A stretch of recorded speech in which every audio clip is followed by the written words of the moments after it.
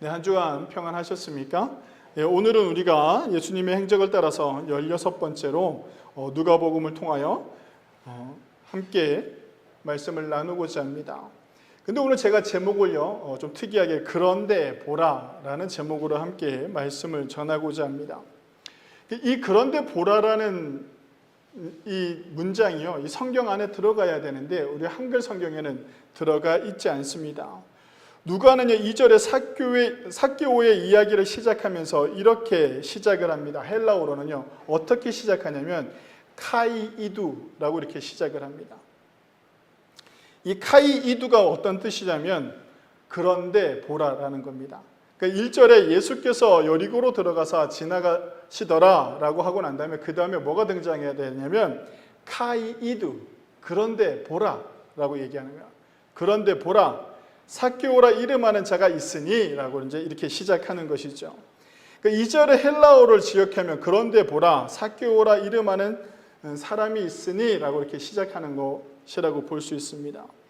그래서 우리가 여기서 그런데 보라라는 단어를 좀 기억해야 됩니다. 왜냐하면 왜 누가가 이렇게 삭개오의 이야기를 하면서 이렇게 강하게 중복시켰느냐라는 겁니다. 독자들에게 주의를 특별히 주면서요, 이것을 특별히 보라고 이렇게 이야기하는 대목이라고 할 수 있죠. 누가복음은 누가가 쓴 거잖아요. 누가가 쓰면서 카이이두, 그런데 보라. 예수님께서 지나가고 계시는데, 여리고로 들어가 지나가고 계시는데 그런데 봐라, 잘 봐, 이런 거랑 똑같은 거예요. 그러니까 오늘 우리가 볼 것은 삭개오를 통해서 누가가 이야기하고자 하는 것이 무엇인가 함께 보고자 합니다. 삭개오라는 이름의 원뜻은요, 헬라어로 자카이오스라고 이렇게 읽습니다. 이것을 풀이하면 어떠냐면 순결한, 무죄한이라는 뜻을 가지고 있습니다. 이것은 히브리어 자카이에서 유래된 것인데요, 히브리어로는 무슨 뜻을 가지고 있냐면 깨끗한 자, 의로운 자라는 뜻을 가지고 있습니다. 그러니까 삭개오라는 이름 자체는 어떤 이름입니까? 너무 좋은 이름이라고 할 수 있죠. 그러니까 헬라어로, 신약 성경에 나와 있는 헬라어로 해석하든 구약 성경에 나와 있는 자카이로 해석을 하든 다 무슨 뜻이냐면 깨끗하고 무죄하고 의로운 사람이라는 의미를 가지고 있는 이름이라고 할 수 있습니다. 그러니까 이 이름은 부모가 지어준 거잖아요. 부모가 삭개오가 어떻게 살았으면 좋겠습니까? 라고 이야기할 때 이 아이는 순결하고 무죄하고 깨끗하고 의로운 자로 살기를 바라는 마음으로 이런 이름을 지어준 거죠. 우리도 그렇지 않나요? 우리도 자녀의 이름을 지어줄 때 그 이름대로 살아가기를 바라면서 그렇게 이름을 지어주잖아요. 그래서 우리 집에 애들은 요림인데, 요림은 성경에 딱 한 번 등장하는, 신약 성경에 예수님의 족보에 딱 한 번 등장하는 이름인데, 요림은 하나님의 칭찬이라는 뜻이에요. 그리고 라엘은 이스라엘의 라엘인데요, 하나님께 속한 사람이라는 거예요. 그래서 저는 하나님께 칭찬을 받고 살아가라, 하나님께 속한 사람으로 살아가라는 마음으로 우리 아이들 이름을 그렇게 제가 지었어요. 근데 여기도 똑같죠. 그 부모가요, 삭개오라는 이름을 지어준 것은요, 그렇게 살기를 간절히 바라는 마음으로 지었습니다. 근데 삭개오의 직업을 오늘 2절에 분명하게 알려주고 있는데, 그 사람이 어떤 사람이냐라고 표현을 한다면 세리장이요, 뭐라고 표현합니까? 부자라고 이렇게 표현을 합니다. 이 세리장은요, 이 신약 성경에 딱 한 번 등장해요. 세리가 우리는 등장하죠. 세리 마태도 등장하잖아요. 세리는 어떤 일을 하는 거냐면 세금을 걷는 사람인 거예요. 말 그대로 세금을 걷는 일이죠. 근데 세금을 걷는 사람들 중에서도 어떤 사람이다? 장이다라고 이렇게 표현을 하죠. 그러니까 이 사람은 이 세리장의 일을 감당하고 있으면서 또 뭐였냐면 부자라고 이렇게 표현을 하고 있습니다. 당시 유대인들이 부자가 되는 것은 결코 쉽지가 않아요. 이 당시에 유대인들이 부자가 되는 사람들은 딱 정해져 있어요. 종교 지도자이거나 랍비거나. 랍비들도 그렇게 돈이 많지는 않죠. 왜냐하면 이때는 식민지를 살아가기 때문에 로마의 빌부터 살아야만 뭐가 될 수 있느냐면 부자가 될 수가 있었습니다. 우리가 일제강점기에 부를 축적하던 사람들은 대부분 어떤 사람들이었습니까? 친일파라고 하는 사람들이잖아요. 근데 그 옛날에 조선시대 때부터 부자였던 사람들은 어떤 사람들이었습니까? 나중 되면 독립운동한다고 자기 재산을 다 팔아서 독립자금이 됐잖아요. 해방이 되고 난 이후에 우리나라에 특이한 것이 있는데 친일파들이 부르축적한 사람들은 대제조선 잘 살아먹고 조선시대 때부터 부자였던 사람들은 만석군이라고 했던 사람들이 독립을 위해서 이렇게 돈을 썼던 사람들은 가난하게 살아가게 되잖아요. 그래서 우리는 어떻게 합니까? 친일파라는 사람들을 욕하잖아요. 손가락질하고 욕한단 말이죠. 오늘 삭개오가 그런 사람인 거예요. 로마에 빌붙어서 무슨 일을 하냐면 로마의 권력 아래서 세리장을 하는 거예요. 세리도 손가락질을 받는데 그 세리들을 다 통솔하는 장의 역할을 하는 권력의 욕심이 많았다라는 사람이라고 할 수 있죠. 그리고 그 사람은 부자였어요. 그러니까 유대인들이 봤을 때는 어땠습니까? 오늘 성경에 보면 예수님께서 삭개오의 집에 가서 너의 집에 유하겠다라고 하니까 사람들이 수군거려요. 뭐라고 수군거립니까? 나쁜 놈이라고 얘기하지 않고 뭐라고 얘기해요? 죄인의 집에 간다고 얘기해요. 아예 그냥 세리장이고 부자면 어떻게 됩니까? 그냥 유대인들은 죄인으로 낙인 찍어버렸다라고 우리는 할 수가 있지요. 세상이 부정하다고 손가락질하던 사람, 부자로 살아가던 사람, 많은 사람들에게 시기와 질투를 받고 살아가던 사람, 이런 사람이었어요. 근데 우리가 재밌는 건 누가복음 18장에 가면 무슨 이야기가 나오냐면 집에 가서 꼭 읽어보시기 바랍니다. 부자 청년이 찾아와요. 부자 청년이 찾아와서 뭐라고 하냐면 예수님 하늘나라는 어떻게 들어갑니까? 라고 물었을 때 부자가 하늘에 들어가는 것은 어떻다고 예수님께서 말씀하십니까? 낙타가 바늘구멍을 통과하는 것보다 어렵다라고 이렇게 얘기해요. 그러니까 지금 삭개오는 어떤 사람이냐면 부자예요. 예수님께서 18장에 말했던 하늘나라에게도 들어가기 힘든 사람.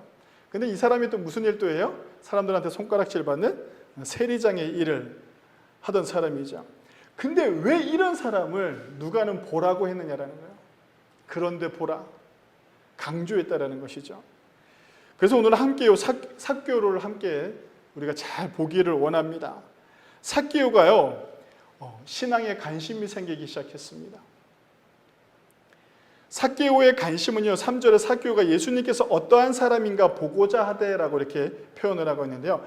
여기서 저가 뭐뭐를 보고자 하되라는 단어를요, 직역하면, 헬라어로 직역하면 이렇게 직역할 수 있습니다. 집요하게 찾다라는 겁니다. 그러니까 삭개오가 그냥 호기심에 예수님을 만나려고 하는 게 아니라 삭개오가 예수님께 어떠한 사람인가 보고자 하되라고 할 때 이 보고자는요, 우리가 저쪽에 연예인이 왔대 하면 그래 누가 왔대 뭐 이렇게 가서 보는 거 있잖아요. 그런 개념이 아니라는 거예요. 어떤 개념이라고요?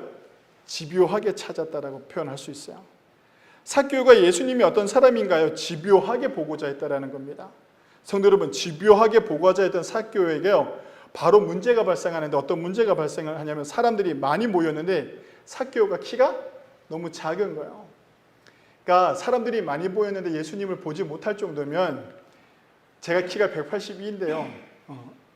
그러니까 사람들의 치에서 보이지 않으면 어디 와야 됩니까? 저한테? 여기쯤 와야 되는 거예요. 그러니까 내가 봤을 때 삭개오가 많이 커봐야 150 정도 되지 않았을까? 남자로서 되게 작은 사람이었을 거라고 생각을 해요.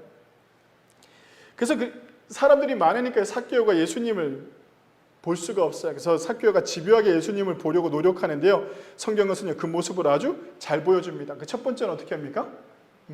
먼저 달려가요. 예수님이 이렇게 걸어가고 있으면 오늘 성경에 보면 먼저 앞으로 달려간다고 이렇게 표현을 해요. 먼저 앞으로 달려가요. 앞으로 달려가면 예수님이 이렇게 자기가 저 앞으로 길이 있으니까 그 길로 지나갈 거니까 미리 저 앞에 가 있어야지 하고 앞에 가 있는 거예요. 예수님을 보기 위해서. 그런데도 불구하고 사람들이 모이면 또 내가 예수님을 볼 수 없으니까 어떻게 합니까? 오늘 무화과 나무 위로 올라갔다라고. 옛날 성경엔 뽕나무로 표현하고 지금은 무화과 나무로 표현하는데요. 그 무화과 나무 위에 올라가는 그런 열심을 보이게 되죠. 이 일이 가능할까요? 삭개오라는 사람에게? 여러분들에게 반대로 생각해 보자라는 거예요. 내가 권력이 있어요. 최소한 이 동네에 군수쯤은 돼요.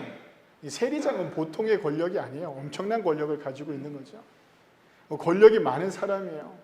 저는 부자예요.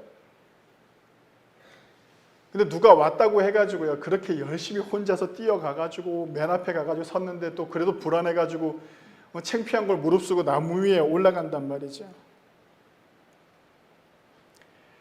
그러면 사람들이 어떻게 보겠어요? 저를? 안 그래도 동네 사람들이 나를 어떤 사람으로 보고 있습니까? 죄인으로 보고 있고 나쁜 사람으로 보고 있는데, 그런 열심을 내는 나를 보면서 사람들이 어떻게 생각하겠어요? 저 왜 저러는 거야? 이렇게 이야기할 수도 있지요.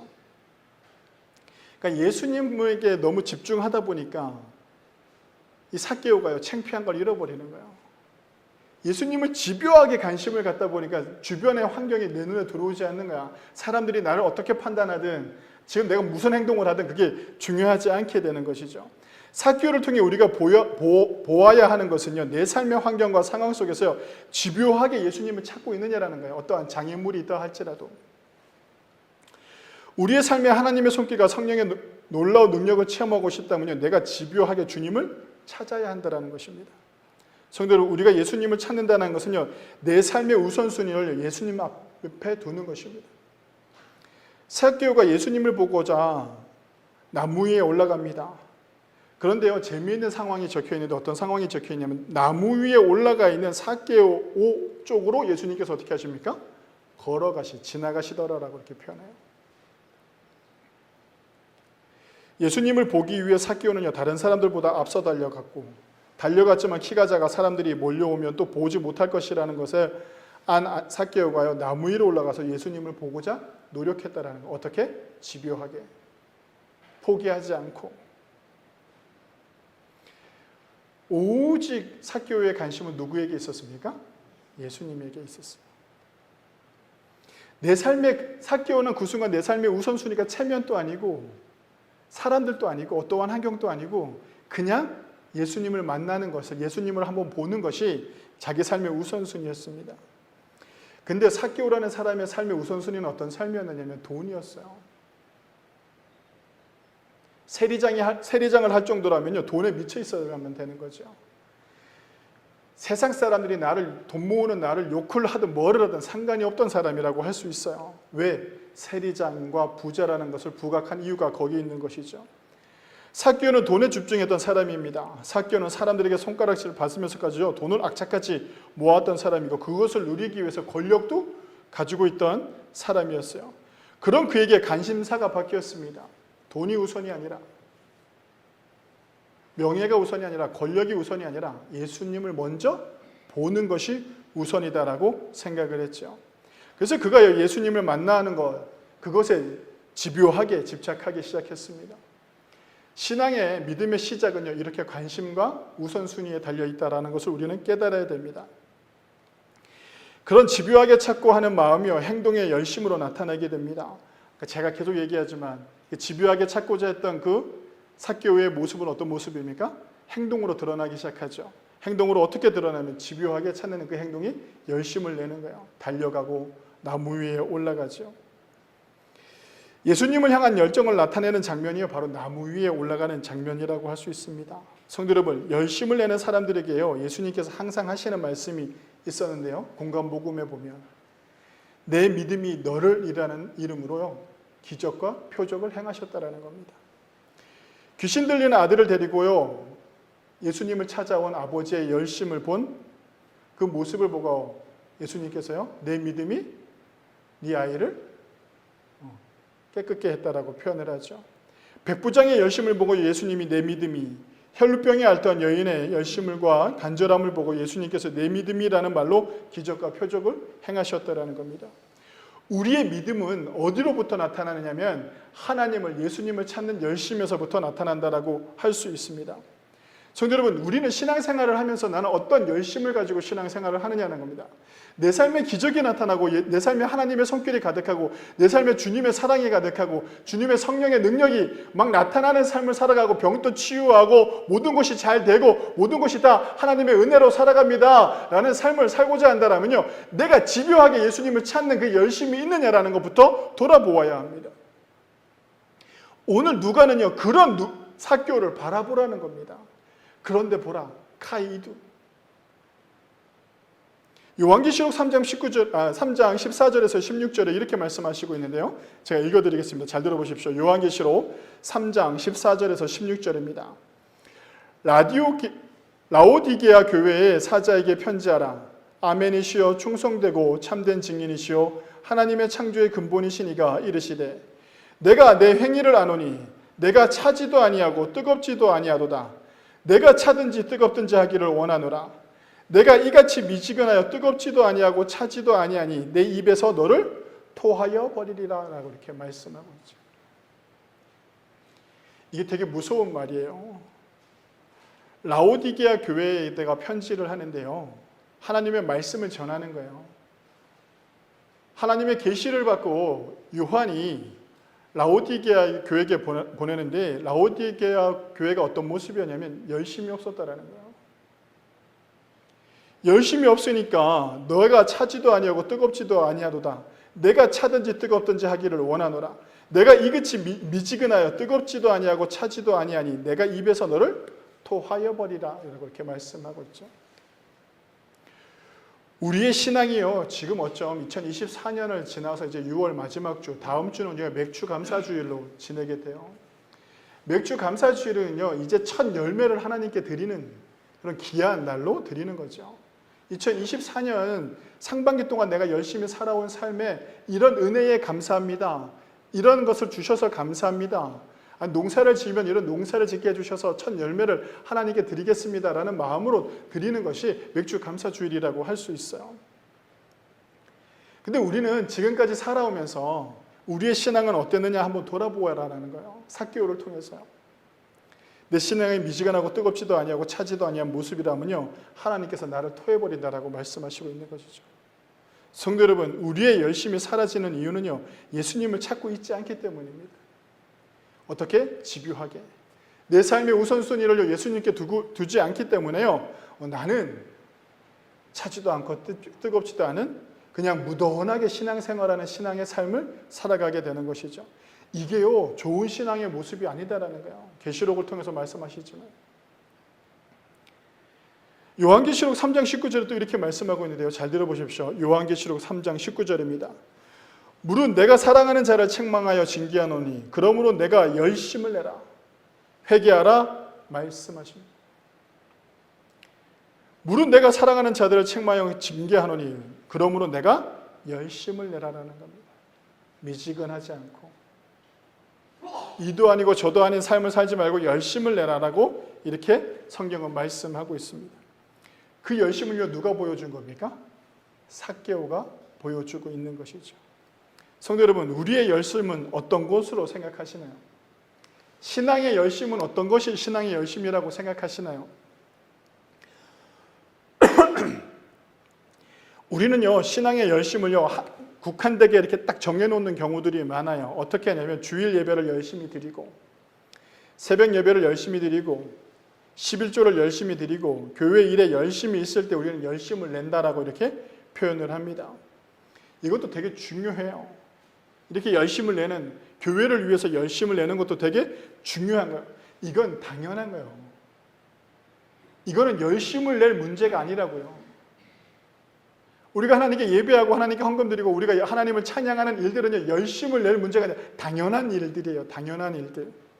이 당연한 일들을 하지 않으니까 그거라도 열심히 해라라고 얘기하는 거예요. 그거라도 열심히 하라라고 얘기를 듣는 그 순간 잘못된 거예요. 이건 당연히 우리가 열심히 해야 되는 것이죠. 근데 우리가 이렇게 신앙생활 예배를 열심히 드리고 11조를 하고 교회 봉사를 열심히 드리는 이 모든 것들을요, 우리는 신앙생활로 보지만 밖에 있는 믿지 않는 사람들은 그걸 어떤 모습으로 봅니까? 종교활동으로 본다라고요. 그러면서 하는 말이요, 교회에서는 열심인데 밖에서는 열심이지 않다라고 이렇게 표현하는 그런 평가를 듣는 기독교인들이 많다라는 겁니다. 세상 사람들이 말하는 종교활동을 열심히 하는 신앙생활이요, 전부라고 생각하면 그것이 믿지 않는 사람들에게는 어떻게 다가갑니까? 거부감으로 다가갈 수가 있어요. 그러면 우리의 신앙생활의 열심은 어떤 것을 말하는 걸까? 우리는 좀 고민해 봐야 됩니다. 부끄럽지만 저의 과거를 잠깐 제가 말씀을 드리고자 하는데요. 우리 어머님의 이야기입니다. 우리 어머님이 제가 28살 되는 해에 27살 되던 해에 돌아가셨는데요. 우리 어머니께서 저희 집안으로, 안동김씨 집안으로 목포에서 살다가 시집을 오시게 되셨어요. 근데 저희 집은 애초에 제가 태어났을 때는 불교를 다녔어요. 제가 어렸을 때 사진을 보면요, 절 앞에서 찍은 사진들이 많아요. 제가 모태신앙은 아니고요, 절 앞에서 찍은 사진들이 많죠. 그러다가 저희 어머니께서 개종을 하게 되었어요. 그래서요, 교회를 다니기 시작을 했죠. 근데 우리 어머님은요, 신앙에 열심히 대단하셨어요. 그때 옛날에 신앙생활 하시던 분들이 대부분 그렇죠. 모든 사람들이 인정할 만큼 우리 어머니는 교회 신앙에 열심이었어요. 새벽 예배, 교류차 예배, 수요 예배, 주일 예배, 구역 예배, 그리고 저희가 어려서 제가 중학생이 되는 그 해까지 저희 어머니는 단 하루도 가정 예배를 빼먹은 적이 없으셨어요. 아버지가 아침 6시에 일어나서 준비해서 7시에 나가면 우리 형제들은 다 일어나서 아버지가 나갈 때 안녕히 잘 다녀오십시오 하고 인사해야 돼요. 저희 집은 그랬어요. 다 무조건 다 일어나 있어야 돼요. 아버지가 퇴근해서 들어오면 밥상머리에 우리 모두 다 앉아 있어야 됐었죠. 그런 교육을 받고 자랐는데, 그렇게 아버지가 나가고 나면 우리가 준비해야 되는 그 시간 한 20분 동안 어머니께서 뭘 하시냐면 우리 형제들은 삼형제를 앉혀놓고요, 가정 예배를 드릴 정도로 열심히셨어요. 그럼 우리 가정이 어떨 것 같습니까? 되게 화목해야 되잖아요. 그렇지 못했어요. 문제는요, 아버지가요, 어머니가 교회에 열심을 내는 것을 못마땅해 하셨어요. 어머니가 교회를 다녀오고 나면 항상 부부싸움이 있죠. 그래서 저희들은요, 어머니가 특히 수요예배는 저녁에 했잖아요. 옛날에 7시 반에요. 금요 철야 예배를 가면 진짜 철야를 하고 오셔요. 밤 12시가 넘어서 오시니까. 그런 날이면요, 우리 형제들은요, 긴장하고 있는 거예요. 왜? 그렇게 어머님이 교회를 다녀오고 나면 아버지랑 부부싸움을 하게 되는 거예요. 그럼 집에 있는 물건이 다 깨져요. 정말 집에 있는 물건이 다 깨져요. 농도 몇 번 깨졌는지 몰라요. 그럼 우리는, 초등학생인 저희는 어떤 마음이 되겠나요? 공포요, 공포. 그래서 저는 그랬어요. 엄마가 교회 안 가면 안 되나? 제발 밤에는 안 나가면 안 되나? 이런 마음을 저는 가지고 있었어요. 우리 어머님의 신앙의 열심으로 제가 목사가 되었습니다라고 하면 되게 은혜스러운데 그러지 못해요. 제가 20살이 되던 그해 대학을 가서 집에서 분가했잖아요. 그 뒤로요, 제가 신학교를 간 게 28살에 신학교를 갔는데요, 그 뒤로 교회를 다니지 않았어요, 저는. 그럼 저희 형제들은요, 지금도 교회 다니지 않아요. 부끄럽지만. 우리 어머님의 열심이 되게 막 은혜스럽고 되게 좋아야 되는데 그렇지가 않다라는 거예요.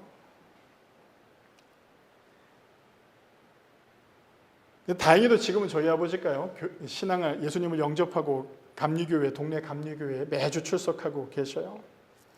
제가 말씀드리는 것은요, 신앙생활의 열심이요, 타인에게 강요가 되거나 타인에게 거부감을 준다면 그것은 뭔가가 잘못되어지고 있다는 것이에요. 그렇다면 우리의 열심은 과연 어떤 것을 말하는 것입니까? 라고 묻는다면 성경이 아주 잘 대답해주고 있어요. 디도서 2장 14절이에요. 꼭 집에 가서 다시 한번 묵상해 보시기 바랍니다. 디도서 2장 14절이죠. 그가 우리를 대신하여 자신을 주심은 모든 불법에서 우리를 속량하시고 우리를 깨끗하게 하사 선한 일을 열심히 하는 자기 백성이 되게 하려 하심이라 라고 이렇게 말씀하고 있죠. 우리를 대신하여 자신을 주시고 불법에서 우리를 속량하시고 우리를 깨끗하게 하신 이유가 무엇이다? 선한 일을 하게끔 하시는 일이에요. 성도 여러분, 믿는 우리의 열심은요, 타인을 향한 것이어야 됩니다. 타인을 향한 헌신과 회개가 바로 선한 일을 만들어가는 삶이라는 것은 우리는 알 수가 있죠. 성도 여러분, 나의 신앙생활에 타인에게 부담을 주고 있다면요, 나를 돌아보아야 합니다. 타인을 위해 헌신할 수 있고 이해할 수 있어야 되는 것이죠. 그렇지 않나요? 우리 기독교인들이 또 실수하는 게 하나가 있는데, 이제는 뭐냐면 밖에 나가서요, 식기도하는 것을요, 누군가가 대표 기도하는 거예요. 거기 사람들이 많아요, 식당에. 그래서 저는 꼭 식당을 우리 단체로 갈 때는 꼭 제가 예약을 해요. 다른 사람 받지 말아달라고. 아니, 우리만 들어갈 수 있는 홀을 달라고, 방을 달라고 제가 꼭 부탁을 하죠. 왜 그러냐면요, 우리가 하는 기도가 우리는 너무 은혜스러울 수 있지만 세상 사람들이 봤을 때 뭐라고 얘기하는 줄 알아요? 굳이 저래야 돼? 라고 하는 거예요. 굳이 저렇게 사람들 많은 데서 절해야 돼? 저게 꼭 기독교인이 아니고 다른 종교를 믿는 사람들도 있을 텐데 왜 이렇게 남을 배려하지 못해? 부담스럽게. 이런 얘기를 듣는 시대가 지금의 시대라는 거죠. 오늘 우리가 보아야 하는 것은 바로 열심이에요. 그 열심은 어떤 일이에요? 선한 일이에요. 선한 영향력을 미칠 수 있는 삶을 살아가는 것이죠. 주님을 만나고 영접한 우리의 신앙의 자세는요, 선한 일을 도모하는 일입니다. 주님의 이름으로 선한 것을 만들어가는 것. 저희 어머님이요, 전투적인 신앙이 아니었으면 어땠을까 하는 생각을 합니다. 교회를 다녀와서요, 아버지와 싸우고 난 후 다음날 아버지가 출근하고 나면 저희 자식들을 앉혀놓고 가정예배를 어김없이 드렸어요. 우리 어머니는 어떤 환경과 어떤 상황 속에도 포기하지 않고 저희를 다 앉혀놓고 가정예배를 드렸어요. 그럼 가정예배를 드려서 자식을 앉혀놨으면 너희들 어제 나 때문에 미안하다, 너희 보기 부끄럽구나 이렇게 말씀하셨으면 너무 좋았을 텐데 저희 어머님이 저희를 앉혀놓고 뭐라고 한 줄 아세요? 뭐라고 했을 것 같아요? 지금은 웃으면서 얘기할 수 있어요. 근데 너희 아버지가 마귀가 들여서 저런다고 마귀의 권세 아래 있어서 저런다고 이렇게 얘기를 했단 말이에요. 생각해 보세요. 아버지를 마귀로 보고 있는데 전도가 돼요? 안 돼요. 싸움밖에 안 된다고요. 그렇게 우리를 가르치는 엄마 밑에서 자란 우리는요, 교회는 어떤 거예요? 공포예요, 공포. 저는 목사인데요, 저희 아이들한테 강요를 하지 않아요. 어렸을 때 우리 동기 목사님들을 보면 자기 자식들 사도신경 외우는 거, 주기도문 외우는 거, 로마서 외우는 걸 막 자랑하듯이 막 유튜브에 올리고 인스타그램에 올리고 막 올려요. 저는 그런 거 하지 않아요. 또 그거를 강요하지도 않고요. 왜냐하면 내가 그렇게 자라봐서 아니까. 성도 여러분, 전도가 되겠습니까? 신앙의 열심이요, 선한 일이 아니에요. 신앙의 열심은 정말 필요한 일들이죠. 그걸 감내하는 건 당연한 거예요. 당연한 우리가 세상 속에 나갔을 때 신앙의 열심은 교회 안에서 하는 것이고요. 세상에 나갔을 때 우리의 신앙의 열심은 어떤 모습이어야 되느냐라고 하면 선한 일을 감당하는 거예요. 오늘 삭개오가 예수님을 영접해요. 영접을 하고 난 다음에 제일 먼저 하는 게 뭡니까? 예수님이 뭐라고 하지도 않았어요. 아무것도 말씀하지도 않았는데 삭개오가 예수님을 딱 자기 집에 영접하고 난 이후에 뭐라고 하냐면 내가 전 재산의 반을 나눠서 가난한 사람들에게 나누어 주겠습니다라고 이렇게 얘기한단 말이에요. 삭개오가 어떤 사람이었다고요? 세리장이었고 부자였단 말이에요. 이 사람은 거기에 목숨 걸었던 사람이에요. 근데 그런 사람이 예수님을 만나고 뭘 합니까? 가난한 사람들에게 자기 재산을 나눠주겠다라는, 이게 선한 영향력인 거예요. 예수님을 만난 사람의 변화된 것이 무엇이냐면 주변에 있는 사람들에게 선한 영향력을 어떻게 미치고 있느냐라는 거예요. 예수 그리스도의 이름으로, 예수 그리스도의 사랑으로 우리가 어떤 선한 영향력을 미치고 있느냐라는 것이죠. 예수님이 강요하지도 않았어요. 야, 너 부자니까 천국 들어가고 싶으면 그 재산 나한테 다 가져와. 그래야지 들어가. 이렇게 말씀하지 않으셨다고요. 근데 삭개오가 어떻게 합니까? 그냥 자기 재산 반을 나눠주겠다라고 선언해요. 그리고 난 다음에 뭐라고 합니까? 내가 남을 속여서 세금을 더 걷었거나 이런 일이 있었다면 제가 2배로 갑절이라 갚겠습니다. 이 갑절의 의미는 4배예요. 4배. 2배가 아니라 4배. 내가 갚겠습니다라고 이렇게 얘기한단 말이에요. 이건 뭐예요? 세상 사람들한테 회개하는 거예요. 나에게 이런 피해를 받은 사람이 있으면 내가 모든 걸 다 갚겠습니다라고 그 많은 사람들 앞에서요, 회개하는 거예요. 그리고 다짐하는 것이죠. 이렇게 선한 영향력을 보여주는 거예요. 그래서 누가가 보라는 거예요. 어떻게 저렇게 사람이 저럴 수 있는가라는 거예요. 세리장이고 부자였던 저 사람이 예수님을 보고자 저렇게 뛰어가고 예수님을 만나보고자 저렇게 모든 체면을 다 버리고 뽕나무 위에 올라가고 무화과나무 위에 올라가는 저 삭개오를 바라보라는 거예요. 그렇게 삭개오가 열심을 내니까 예수님께서 그 삭개오에게 다가가고 예수님께서 그의 집에 유하겠다라고까지 하는 거예요. 성도 여러분, 우리가 이렇게 열심을 낼 때 주님께서 우리 안에 들어오시는 거예요. 우리 안에 들어오는 주님께서 우리에게 무엇을 요구하시냐면 선한 일을 감당하기를 원하시는 거예요. 오늘 누구처럼? 삭개오처럼 나의 것을 아낌없이 남에게 베풀 수 있는 삶. 내가 남에게 피해를 주고 있다면, 내가 남을 미워하고 있다면 그걸 용서할 수 있는 삶. 그 삶을 보라는 것이죠. 성도 여러분, 삭개오와 같은 주님을 만나고자 하는 열심을 내는 신앙의 자세를 갖추시는 저와 여러분들이 되시기를 바랍니다. 주님을 만나 우리가 선한 일에 열심을 내어서 내 삶의 지경에서 주님의 이름으로 선한 일을 만들어 가셔서 그곳의 구원의 역사를 만들어가는 저와 여러분들이 되시기를 바랍니다. 아마 삭개오를 바라보고 있던, 그리고 삭개오에게 저 예수님을 향해서 뭐라고 얘기했냐면 사람들이 어떻게 죄인의 집에 유할 수 있느냐. 유한다라는 건 뭐예요? 그 집에서 먹고 자겠다라는 거예요. 어떻게 죄인의 집에서 먹고 잘 수가 있느냐라고 이렇게 표현한단 말이죠. 그렇게 예수님과 삭개오를 손가락질했는데 삭개오가 어떻게 합니까? 완전 변화된 삶을 살겠습니다라고 그 많은 사람들 앞에서 선언해버리잖아요. 말로만 하는 게 아니라 뭘로도? 행동으로도.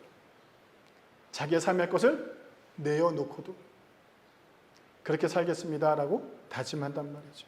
성도 여러분, 하나님께서 이런 사람들을 축복하십니다. 누가가요, 이 누가복음을 통해서요, 카이이두, 그런데 보라, 제발 좀 봐라, 삭개오를 봐라, 뽕나무에 올라간, 무화과나무에 올라간 삭개오를 봐라. 그 삭개오가 어떻게 변화되어졌는지 봐라라는 거죠. 성도 여러분, 우리가 어떤 삶의 우선순위를 살아가고 있는가 다시 한번 돌아보시고 집요하게 예수님을 만나기를 힘쓰시는 저와 여러분들이 되셔서 예수님이 우리 안에 들어와 있는 그 삶 속에서 우리가 선한 일을 감내하고 살아가셔서 그 선한 일을 통하여 내 주변의 사람들이 구원의 일로 잃어버린 사람들을 다시 찾을 수 있는 그런 복음의 삶을 살아가시는 징산 제일교회 성도 여러분들이 되시길 주님의 이름으로 간절히 축원합니다. 기도하시겠습니다.